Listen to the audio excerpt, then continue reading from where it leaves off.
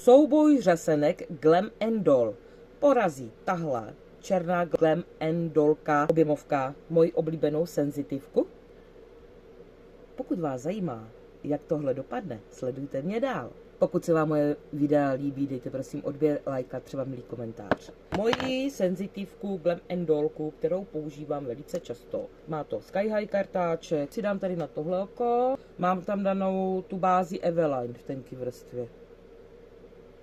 Měla by to být teda taky objemovka, jo? Tady. Ona už je teda díl otevřená, ona má malinko jinou vodičku, no víc krémovo-gelová. Takže jedna vrstva, trošku jsem se tady oprasila, spodní řasy. Objemovka Glam Dollka černá, hodně podobný Sky High kartáček, ale tenhle se mně zdá, že má kratší a hustější ty bodlinky. Konzistence tady ty řasenky je taková tekutovo-gelová, lehčí.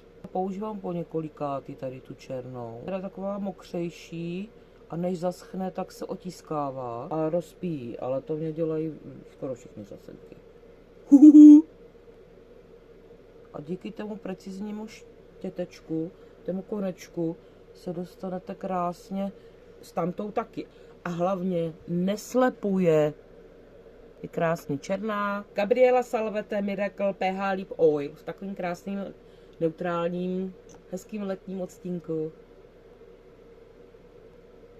Druhá vrstva, senzitivka Glam Dollka. Malinko jiný ten kartáček tomu. Žádnej cikcák, dělám stejnou techniku. Už používám řasový hnojivo z lékárny, kolem 500. Když už jsme si to koupili, tak to nevyhodím. Takový kondicionér. Ty řasy jsou silnější, pevnější, tak spíš pročesávat. Trošku mi to slepuje.